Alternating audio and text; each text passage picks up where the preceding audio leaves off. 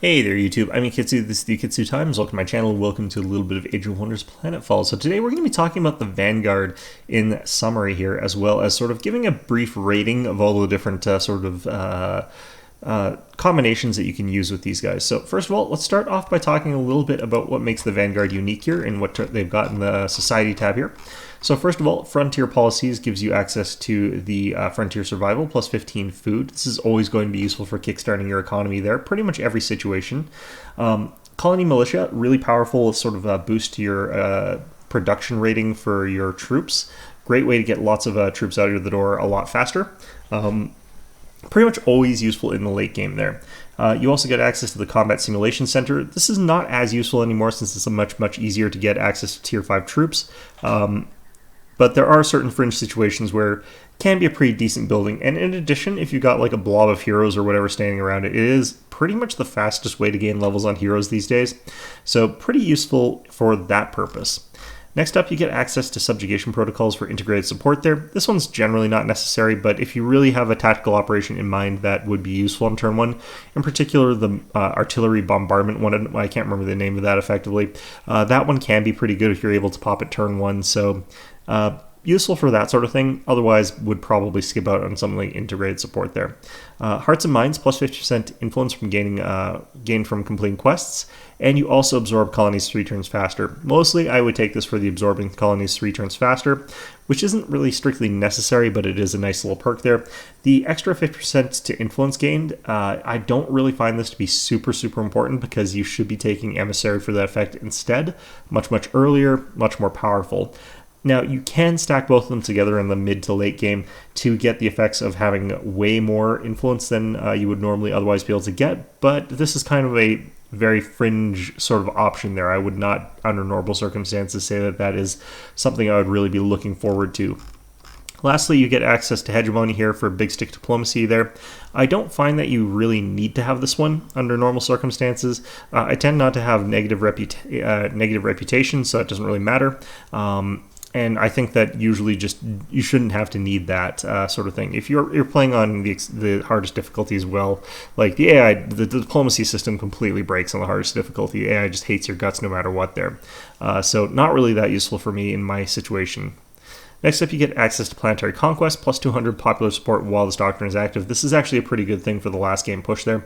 As you can see, in our particular case, we got a plus 200 modifier, which is giving us minus 10% to unit upkeep, plus 100 unit morale, and plus 10% colony happiness income. It's only going to last us 2 more turns, so getting access to this pretty soon would be pretty useful if it weren't for the fact that the game's going to end. But in any event, these are all really decent bonuses, and if it was actually at a higher rating of approval, these bonuses would also be higher. So this is actually a pretty substantial amount of decent things there.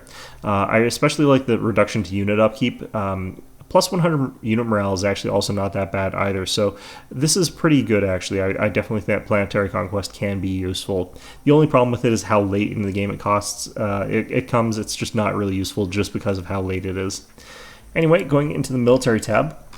So I want to talk a little bit about the damage types that these guys have access to, and every faction sort of has 2 different types of damage outputs here. So if we were to take a look at these guys, we got access to laser and firearms. Now, firearms is nice because it gives us access to not only the base kinetic damage, which is what it does normally, but it also gives us access to the electrified damage types as well as the thermal damage type.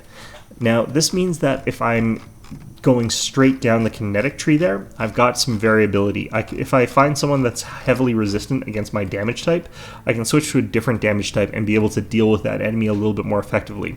By contrast, laser weapons always deal thermal damage, so if I find I'm up against a Promethean, having access to those lasers is going to be a little bit gimped because those units are going to be heavily resistant to my laser attacks, and there's no way for me to switch out of laser without switching techs.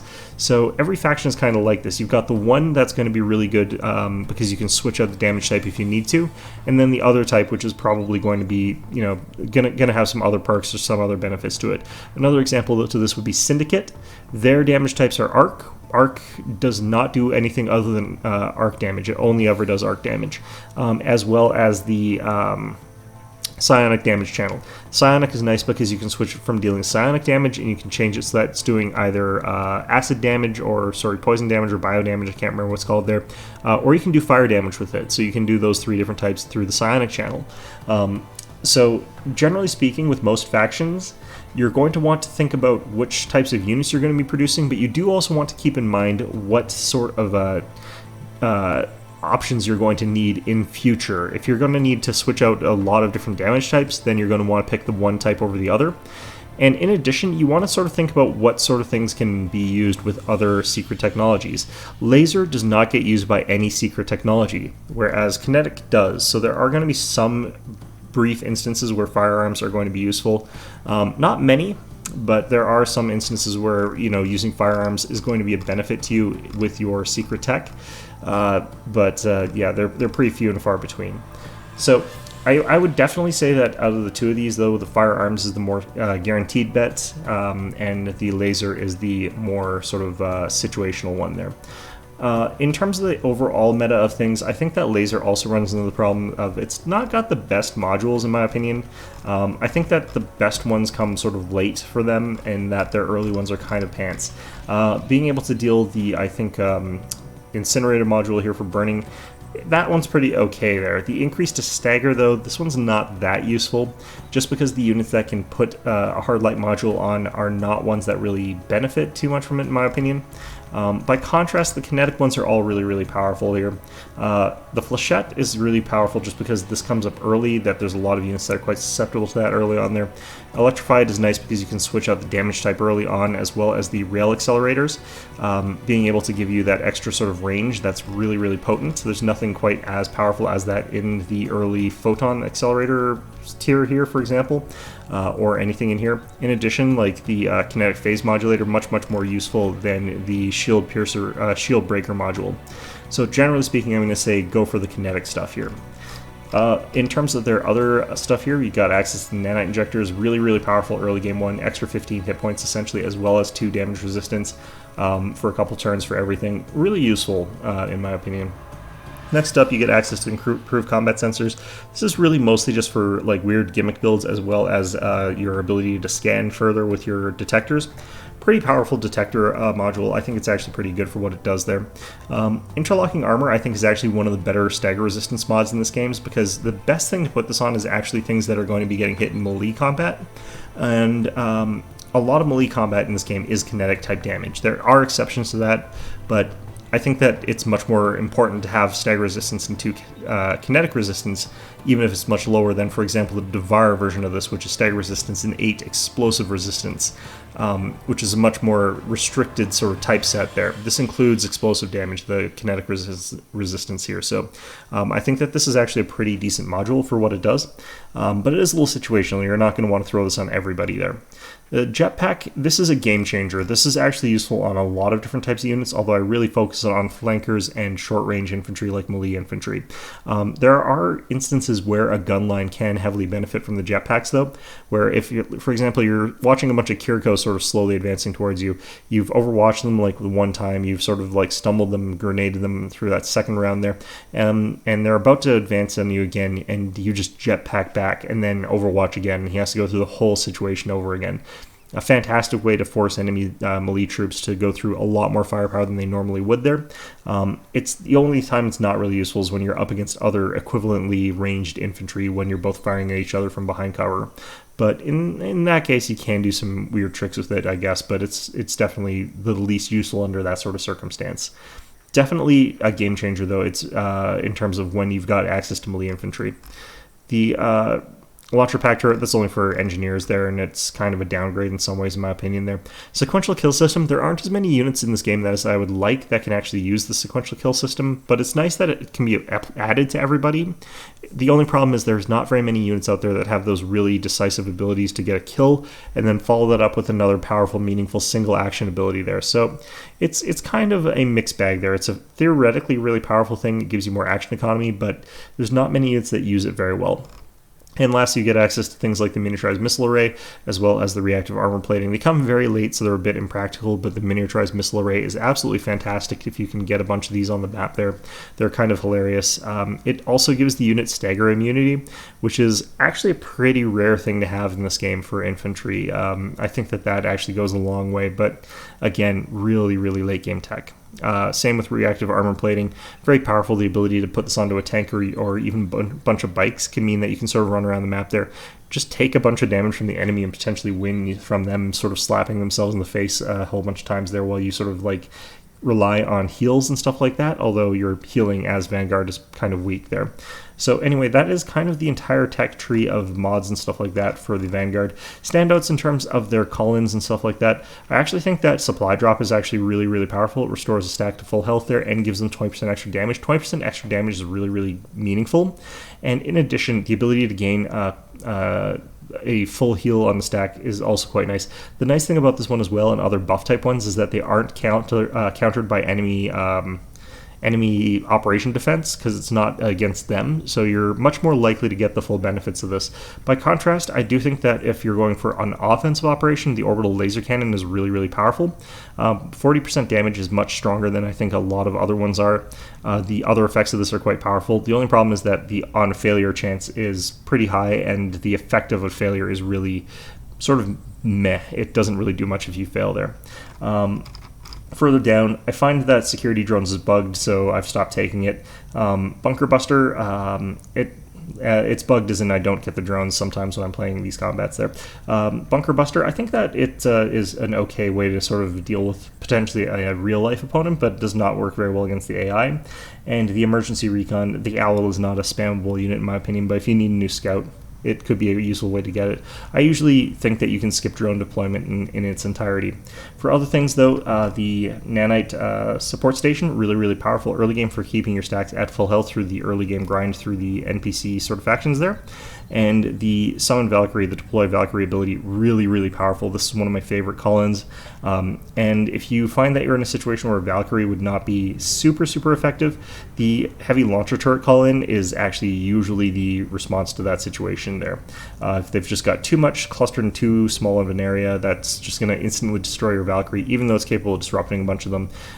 If all it can do is like throw in like one round of grenade before it immediately gets turned on and killed, then it's probably not going to be the most cost-effective option. In those situations, the heavy launcher turret's a little bit stronger there.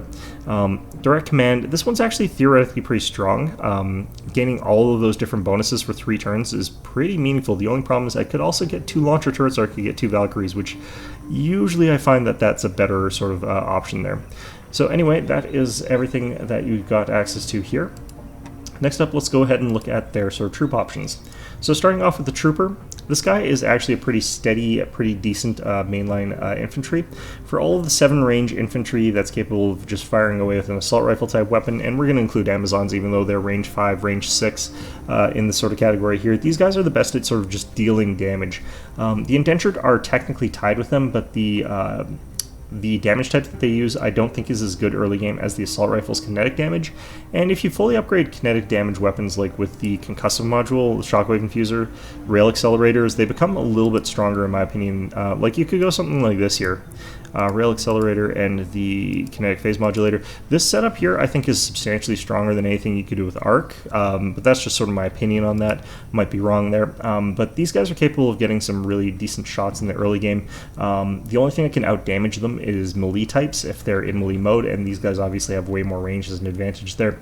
Their steady aim bonus means that they're also more damaging than Indentured because they're going to hit that extra little bit more often, especially against opponents that are sort of in cover and stuff like that. These guys hit way more often than Indentured. So these guys, pretty decent starting unit just as a base way of throwing out damage per second. In addition, their grenade is kind of okay there, especially for destroying cover or something like that. If you just need to get rid of some obstacles out of the way there, it's pretty good at that. If you just want to stagger lock a unit there, it generally speaking though, their assault rifle is what you're taking these guys for. It's the one that deals like way more damage than the grenades. There are fringe cases to use grenades, but it's probably the weakest of the support type abilities that you start off with these units. I would say that these guys are really just here for their ability to fire shots. Pretty good unit. They scale well into the late game just because of how powerful you can make kinetic weapons, and they're just, yeah, a pretty cheap all-around stable thing to take advantage of. Next up, you get access to the Owl. This is a dedicated scout unit. There are things that you can upgrade with it, but like I said, I don't think that you should be going early into the laser modules just because you aren't going to know necessarily if it's going to be useful to take those. And these guys are just really weak combatants in general. I would just upgrade these guys to take the improved combat sensors. Could potentially think of some weird gimmick builds with them, but generally speaking, I think there's nothing too spectacular about the Owl in combat. They are a pretty decent scout, however. Next up, you get access to the Pugs here. This is actually a pretty fantastic unit in certain senses there, and in other senses it's really underwhelming. The Burst Laser is a pretty bad weapon in my opinion there. There's certain things that you could do to make it pretty okay, but when you sort of take this package as a whole, I don't think that you're going to want to take the Blast Laser as a major component to the package. Blur Cloud, pretty powerful effect there. 40% hard hit is actually quite a lot of extra dodginess, especially if you put that unit behind cover and stuff like that. It makes it so that they're really quite likely to survive an attack there. I think that this is actually a pretty bread and butter action for these guys under a lot of circumstances, but it's not the best thing in the world there. Healing Charge, this is one of the weaker heals for a healing support type unit in the game here. It is definitely still good to have access to this one, but it's nothing really that spectacular, and unlike a lot of other heals, it doesn't clear status effects, which is what really sucks about this thing. Next up, you get access to Resupply Charge. This is what really makes these guys good. There are some really powerful and meaningful once per battle effects out there, and being able to resupply charge them is what makes these guys as good as they happen to be, which is still not amazing, but I do think that they're a capable support type unit. It's just that they are a support unit. You can't make this the sort of staple of your army. I don't think there's any realistic reason to mod these guys that heavily. They're going to be spending so many actions using support abilities that they're probably not going to be able to spend that much time doing other things, and they can support from behind your front lines. They don't really need to run up to the front lines there. Pretty durable at 48 health and 2 armor though, so they're not the squishiest things in the world there, but they're not exactly tanky or anything like that either. Next up, let's talk about the assault bikes. So this unit is pretty tanky for an early tier unit. It's got 45 hit points and 4 armor. Mind you, it loses 2 points of armor if you attack it from the flanks, so you want to make sure that this is absolutely not going to have enemies running around to the sides of it, which is a shame because this is actually a fairly short range unit, which makes it a little bit difficult to effectively wield this thing. They have got a pretty low damaging sort of gun there. They do 2 damage more than the Pug, which is not really fantastic. Now, they do have only single action guns there, and Wide Field Laser Array is a single action area of effect ability, which is pretty janky and hard to use and inconsistent as to whether or not your opponent's going to be positioned so that you could actually use Wide Field Laser Array. But when you do get a chance to use it, it can be a pretty effective tool to sort of mix up with the sequential kill system. You sort of soften up an enemy or two within a blob there, you use the sequential kill system on this guy, and then you sort of blast them down with the wide field laser array. That resets the ability to fire the wide field laser array again, so you do it again, finish off whoever survived the first one. I don't think it's a very reliable or stable strategy. The real nice thing about these guys is their durability as compared to other early tier units there. And there are some mods that can really take advantage of that. Taking like all bikes with Quantum Avatar can be the most annoying thing in the world there. It's going to take, like, you're going to make every single fight take like 50 minutes, but it's still pretty potentially effective there. Again, not my favorite platform for anything just because its offensive capabilities are kind of meh. Anyhow, next up we get access to the Vanguard gunship here. Now, this thing is a sort of dedicated air-to-air unit, and that's fine. A lot of things sort of fall into this category of it's an air unit. It becomes a lot less cost-efficient than its ground counterpart, and this thing's ground counterpart is basically just the regular good old trooper. It's got the same damage on its gun there, although it does have air-to-air for plus 33% extra damage against those aerial units. Pretty big damage bonus against those things. It is a little bit more durable with 2 extra points of armor, but that's not really that much, especially considering that this unit cannot take cover. It does also have evasive maneuvers, but again, it's sort of compensating for the fact that it does not have cover. All in all, it's a pretty weak package. You're looking at a situation where if you got a trooper, you could be throwing out a pretty similar amount of damage to this thing. and not sacrificing all that much tankiness, what you're gaining from the Vanguard gunship is a lot of strategic maneuverability. So you're capable of moving this around the map quite a lot more effectively than you would be a stack of troopers. The other nice thing about this one is that your air unit, every faction has a dedicated air unit. Vanguard's is kinetic, and I do think that kinetic is one of the better options for an air unit there. So you can, for example, take something like the rail accelerators, and you can add the shockwave infuser, and then you can take some armor or like something to make it a little bit more defensive there. And what this is going to do is it lets it sort of buzz around the battlefield while potentially sort of picking units away with their concussive shells, and just sort of keeping them stagger locked as long as possible while being annoying, and eventually getting yourself in a really good position so you can just unload into them. I think that that's a viable option there, but it's a little bit expensive for what it does. It's just you have to play these guys a little bit more carefully than you would think. Next up, you get access to the Engineer, although I am doing this out of order. Like, Engineer is one of the first ones you unlock there. Shotgun is exact same damage as the Pug's laser thing, but unlike the Pug, this thing does do stagger. Now, the reason that these guys have such good offensive potential, though, is not because of that. It's because of place gun turret. A gun turret is offensively about the same as a Vanguard trooper, and because of that, they're actually really, really, really good. You're just going to really have an amazing time if you upgrade these guys to be able to throw out a ton of extra damage there. Like this sort of build you could easily get away with here.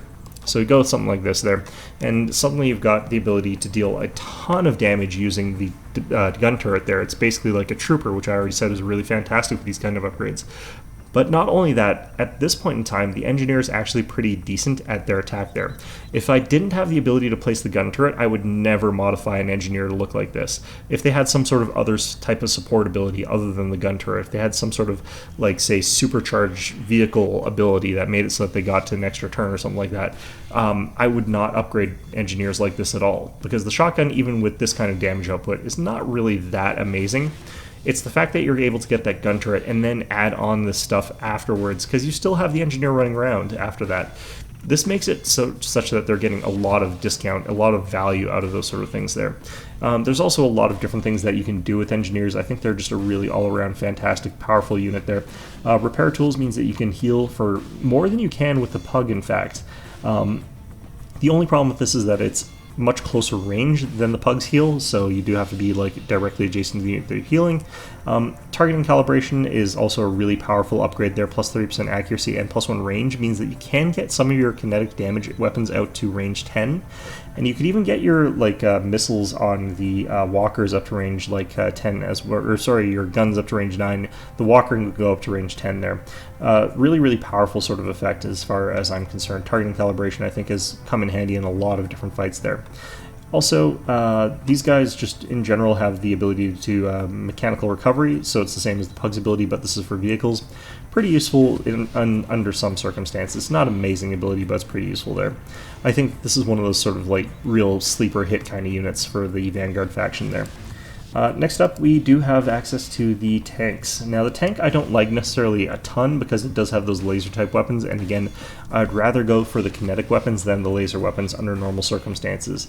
The tank is still pretty okay. It has 5 base armor, which is pretty beefy, as well as 60 base hit points, and it's capable of getting very durable.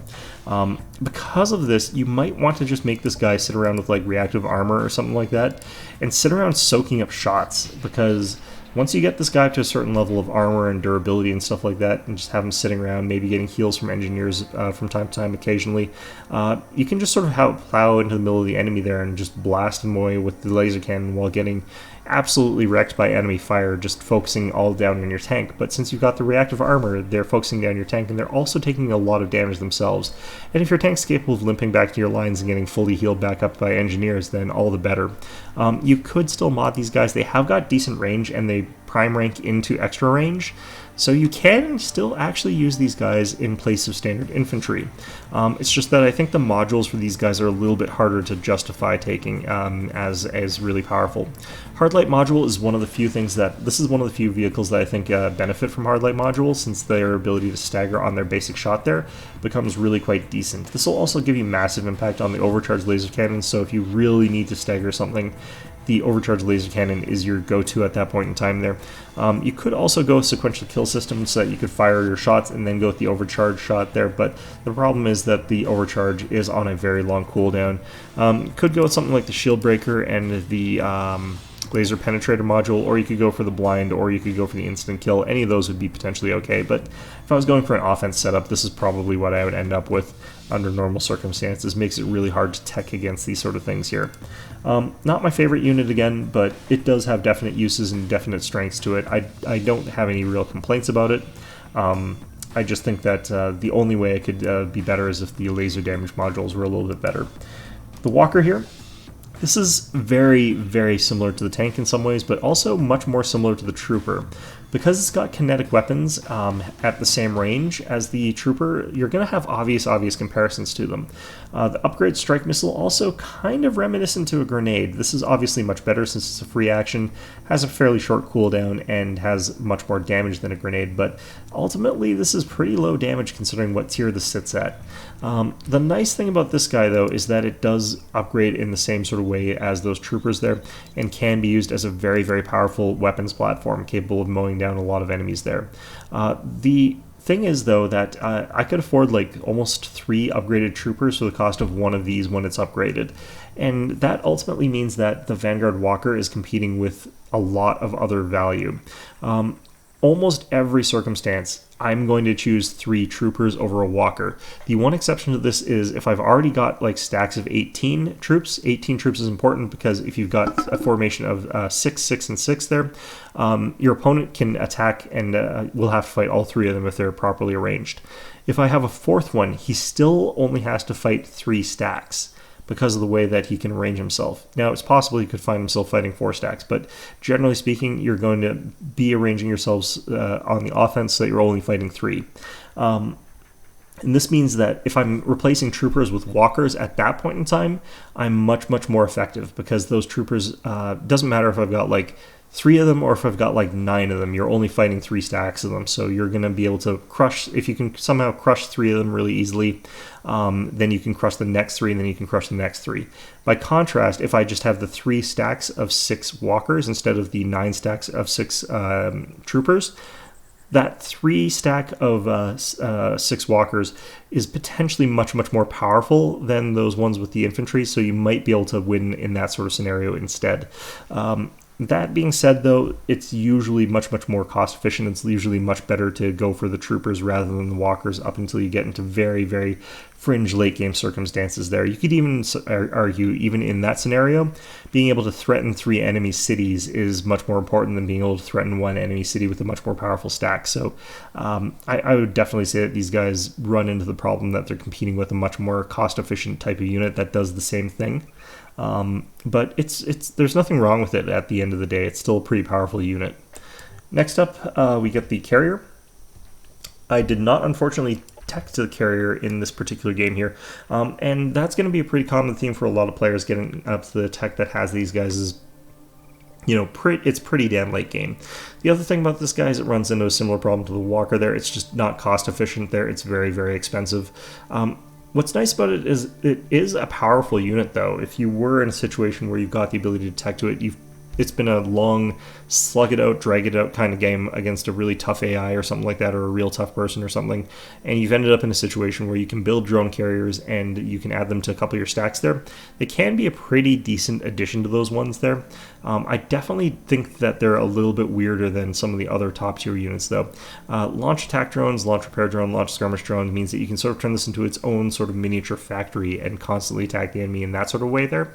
But ultimately what this ends up being is almost like stacks of weaker enemies or weaker units that you're capable of bringing into the battle with you. That sort of trickle in, unfortunately, and it's that sort of trickle in element that I think makes the drone carrier a little bit weaker. It's that cost action efficiency that makes this a little bit not great, because having your attack drone sort of go in with your other 5 units means you're attacking with 5 strong units and then your 1 attack drone, which is a kind of weak unit. And this sort of means that that attack drone's probably not really going to be a huge meaningful contributor to the fight there. And then you get access to the skirmisher drone the next turn, which is even weaker, or you do the skirmisher drone first, doesn't really matter. And then, you know, the third turn you launch your repair drone. you're sort of trickling these in, and if they sort of attacked in tandem, the attack drone and the skirmish drone, I could see this being a little bit more viable. I could see it being a little bit more useful, but as it is, trickling in units usually is a pretty ineffective feeling strategy to me, especially when they're sort of weaker units that you could have had a tank in that slot instead. So your push, instead of being your 5 strong units plus a skirmish drone, could have been 5 strong units plus a tank in that particular case there. So I find it hard to justify the drone carrier under a lot of circumstances, even when I've got the resources to build them. There are some fun janky builds that you can get with these guys, like double reflection drone carriers. Those are kind of funny, but other than that, yeah, these guys are something you can sort of skip on with pretty much any combination out there. Alright, so that's everything that we got in the Vanguard tech tree of the Vanguard themselves. Let's go ahead and take a look at the different secret technologies. We're going to rate them in a certain sense here. I'm not going to rate them just on how effective they are, but sort of on a combination of how fun they are to play as well as how effective they are. So anyhow, let's take a look. First of all, we'll start off with synthesis.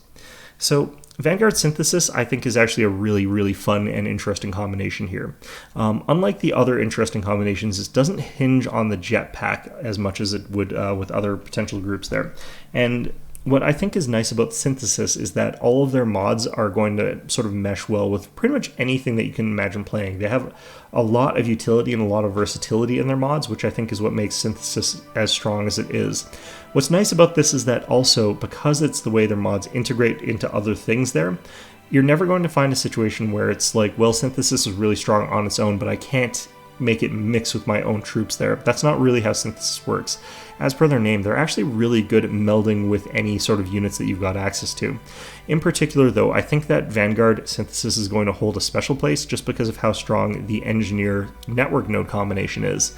Network nodes give you the ability to reset your abilities like the Pug does, but they're a much, much more valuable and much more powerful unit than the Pug is. And because the Vanguard units, like the Engineer, are deliberately designed so that they've got some of that synergy going along with the Pug, the fact that you've got a super Pug within the Synthesis faction means that you're capable of getting really, really good value out of things like Engineers, especially the fact that you could consume enemy corpses and then use that into more turrets that you're capable of slamming out with the Engineers makes this a really, really fun combination.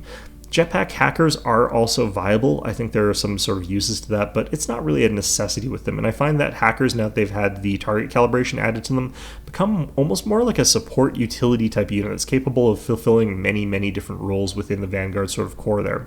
And because of that, I also think that the Synthesis hackers for Vanguard are one of the more interesting ones to pull out there because they're capable of doing so many different roles there. They're capable of completely shutting down enemy artificial AI type of units, mechanical cyborg type units.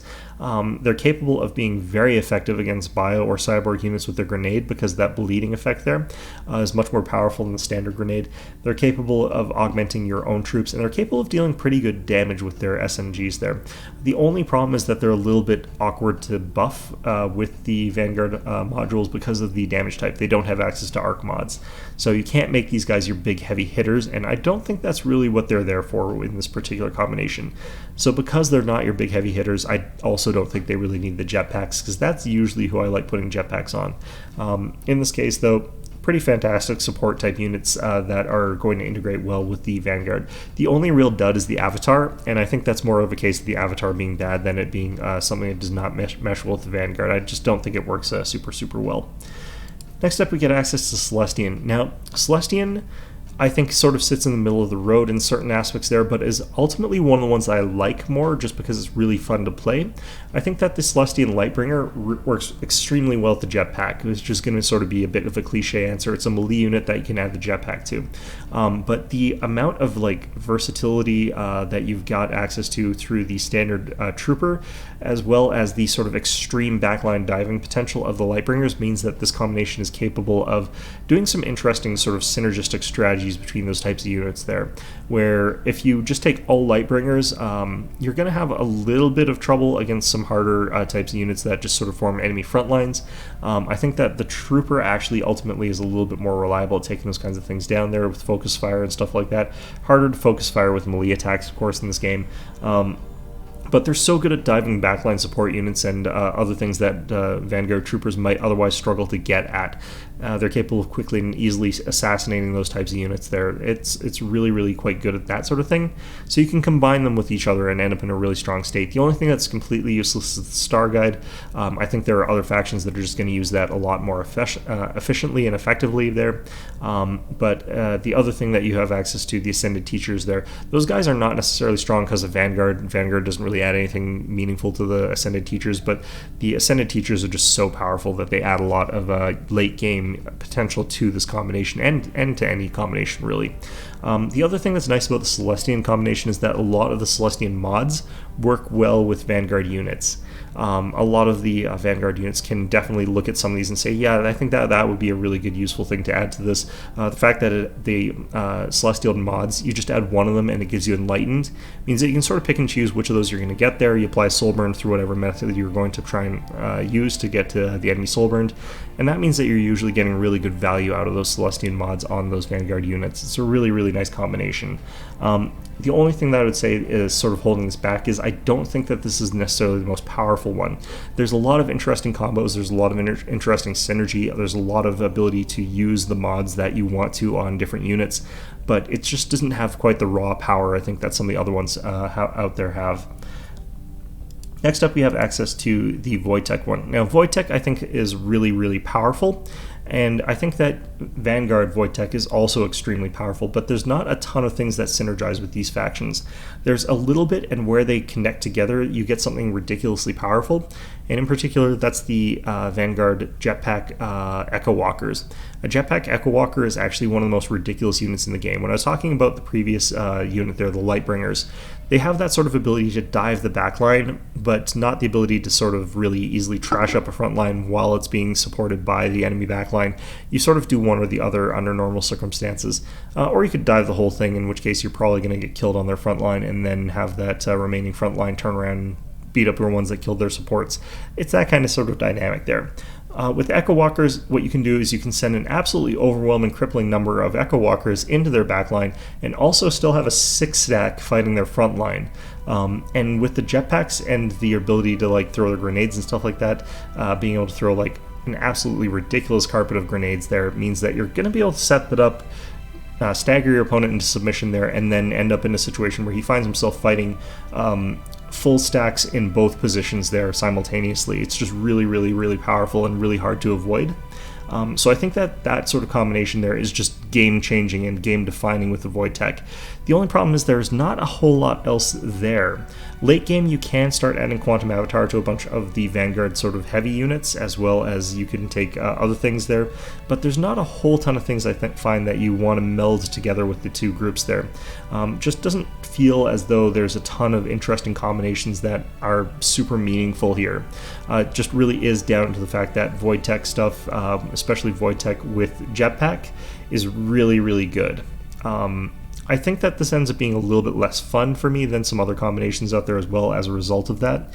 I think that if they took some of the power away from the Echo Walkers potentially and threw that into their Abductor and their Rift Walker, both of which I think are not my favorite units there. In particular, I think the big change that I would love to see for the Rift Generator is if they changed its weapon type to firearms, so that I could apply those firearm qualities that Vanguard have got access to that stupid tank there. In lieu of that, it just really doesn't feel like I can add very much to it from the Vanguard side of things to make it more interesting than just taking Quantum Avatar and a Rift Generator, or just taking my own tanks and throwing a Rift Generator or Quantum Avatar onto those guys. I could throw a teleport on a tank, and it really does not feel as though that's going to make a meaningful impact on what I'm doing with that tank there, because none of its actions are really, like, you can use your one shot that does a little bit more damage. Now, the bikes can definitely make a lot more of an impact with Void Tech than other situations. The ability to take Quantum Avatar on your bikes means that they're going to be pretty durable because of how that sort of interaction works, as well as the fact that you're capable of taking the teleporter on your bikes means that those bikes can get behind the enemy in a large formation there, and whenever there's like a blob anywhere on the map there, you're probably going to be able to teleport behind it and deal a whole bunch of damage with the wide repeater laser. So that is an interesting combination, but it's one that I'm not really that partial for because it's kind of easy to play around it. You just don't clump your units together even if you're really far away. So I don't know, this is not my favorite combination, but I will acknowledge it is extremely powerful and extremely potent at what it does there. Next up, you get access to Xenoplague. This has a lot of structural problems. I think that Xenoplague is going to be really effective only when you've got access to melee troops within your own roster. There's going to be some exceptions to that, but the reality is that Vanguard is the only faction that does not have any native melee troop options there. Some of them are bad for other factions, like I wouldn't really say a Foreman is a good melee option for the Devar, but every other faction has got good melee options somewhere in their roster there. Because of that, they're able to sort of focus on that unit and use the upgrade that gives them the extra infestation chance, parasitic infection chance through melee attacks, because that module is much, much more powerful than the pustule grenades. The pustule grenade is fine. There's nothing inherently terrible about it. It does, however, overlap with their sort of core troops' already existing grenade attack there, which is kind of lackluster having 2 grenades as your sort of go-to abilities there.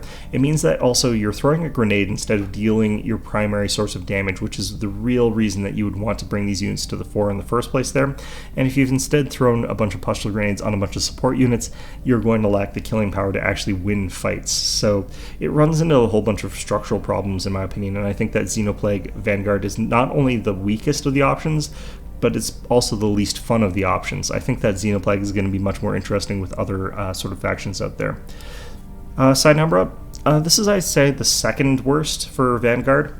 I don't think that they've got any particularly interesting options with this. The only thing that's really going on for them here is the ability to get jetpack initiates. You can also get jetpack Malictors, but it's much less meaningful to get them with jetpacks. The reason being that initiates have got the flanking special rule, which means they can deal a good amount of extra damage by flanking things, and they should really be focusing on getting those flank shots to get that really good extra damage. The problem with this is that it's still not necessarily that powerful, and I don't necessarily know that I find that that combination of things is more powerful than, say, taking Lightbringers, or it's certainly not stronger than taking access to the Echo Walkers. There are some interesting side number of modifications, however, that can be added to Vanguard units. Especially their ability to use Consuming Gaze on certain things there helps quite a bit, especially in terms of like keeping your units around for longer, keeping them more survivable. But I don't necessarily know that's enough for me to really think that that's a strong sort of synergy going on there. They do also have the ability to get double reflection on certain things there. It's kind of gimmicky, but it can be pretty powerful. I could go all bike with like double reflection or something like that, and your opponents would literally be killing themselves faster than they'd be killing you under certain circumstances. So that can be pretty powerful, but ultimately I don't think that this is the most amazing of combinations out there. Promethean, I think is a pretty fun, pretty good combination there. In a certain way, I would say that it's tied with Void Tech, but where Void Tech, I think, gets to its position by being powerful, Promethean gets to its position by being fun.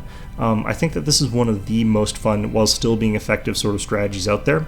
The Vanguard really benefit a lot from the extra firepower and stuff like that. The sort of toolkit that Vanguard uses already leans towards the sort of excessive firepower mentality that Promethean already sort of has there. And I think that they've got a lot of sort of abilities to use what Promethean offers in addition to what they're already getting there. The one shame that I will say is that I really think that Promethean should have had the ability to use the laser path weapon upgrades, because honestly speaking, there's no reason that it should be that hard to apply weapon upgrades to these sorts of units there, in my opinion. I think they did it for balance reasons, but in that case, Synumbra is kind of ridiculous for certain factions and absolutely kind of worthless for others, because other factions can't have that. I kind of wish that also existed for Promethean, where Vanguard and, I guess technically speaking, Amazons were capable of doing a lot more with Promethean, because they could upgrade their units with that laser tech, but unfortunately, Plasma and Laser are completely different weapon types in this game here, so you're not capable of doing that. But still, even without that, this has got a pretty fantastic set of abilities for the Vanguard. Being able to sort of lay down that heavy firepower, I find, is more effective for this than using single-shot weapons, and it's certainly more effective than trying to go for a melee faction with the Prometheans. So I think that this is definitely a winning strategy sort of combination for Vanguard in a lot of situations there. The one exception, of course, is if you're up against a lot of air, but yeah, that's pretty much about it there. So anyway, last we get to Heriter. And Heritor, I think, is not going to mesh with anybody. So my reasoning behind why Heritor does not mesh with anybody is that you can use the S-Tech weapon mods to make it so that your melee or your ranged units are capable of harvesting essence. The problem is that this is half as strong as using a Siphoner for the same effect there, and it requires a mod. And then when I say half as strong, I mean in terms of like how much essence you're going to get. It's half as powerful. It's got a strength 4 compared to the Siphoner strength 8 chance of getting an essence from an attack. And this means that your Siphoner is just going to be the better option if you want to use, for example, the S-Tech Blast or the S-Tech Shield. The Siphoner does it basically, you could sort of abstract it as being like twice as well as if I took a Trooper and slapped the mods to make it so they can use that stuff. Same thing with pretty much every single mod that you've got access to with the Heritor. The actual Heritor units are just better at interacting with essence. Not only do they interact with that essence for free, but they're capable of interacting with it usually in a more meaningful way because they can hold more essence charges, or they can generate essence charges for free, or they can do a variety of different things to make sure that they're getting that sort of bonus there. So the problem I have with Heritor is that it's not going to really link together with anything in any meaningful way. This isn't just Vanguard, this is everybody. That being said, Heritor is really, really strong. I think that you're going to find that people who play this are usually playing it for the secret technology and not so much mixing it in with their faction that they're playing. And I kind of think that that's kind of okay, but honestly speaking, I wish that there were ways to make it so that Vanguard and Heritor or any other sort of combination really pushed together and forced you to sort of use Heritor stuff along with Vanguard stuff and Vanguard stuff along with Heritor stuff. Whereas when I was playing with them, I found it was legitimately almost always better to just go straight Heritor and just never look back from that. There are some exceptions to this, but the one thing that I would say is absolutely off the table: engineers cannot use Heritor stuff, basically at all. Neither can the carrier, now that I think about it, but no one cares about the carrier. Any other unit can still be effective with Heritor stuff. I think that they are powerful mods, they are useful mods to have access to, and you can do some interesting stuff with like troopers or tanks or walkers or gunships with the Heritor mods. It's just that the Heritor units are always going to do those things better. You can theoretically use other units as a way to cope for the fact that the Heritor units, you just go flat out trooper with kinetic upgrades. Whoops. And then you could potentially use the Siphoner to support them, but I generally find that that's not necessarily the most optimal strategy. I generally find that Heritor works perfectly fine just going Heritor with other Heritor stuff. Like even that Trooper example I was talking about there, you could just take the High Lord and use that instead and focus all of your support on that unit. It's much more expensive, yes, but that's kind of what you're looking for, is a really powerful, meaningful, expensive unit that's capable of dishing out ridiculous amounts of hurt in a limited amount of time there. And, the S-Tech High Lord is an example of something that's capable of doing that. So, just a lot of the time I think that Heritor for a lot of combinations is going to wind up being Heritor doesn't mix, but is still pretty powerful. So it's kind of the opposite of synthesis in that way. Heritor, I think, is the secret technology where it's good, but it doesn't matter what faction you're combining it with because it's only good by itself, really. By contrast, synthesis is strong because of its ability to really mesh well with the faction that you're playing as, or potentially to not mesh with the faction that you're playing as. I think actually that appropriately enough, Heritor and synthesis are complete enemies of one another, so maybe that's deliberate. So in any event, though, that is all of our factions. So I hope that you found this episode enjoyable, and of course, as always, I hope to see you guys all next time. We'll be starting up our next run of this thing with the Syndicate, so I hope to see you guys around for that one.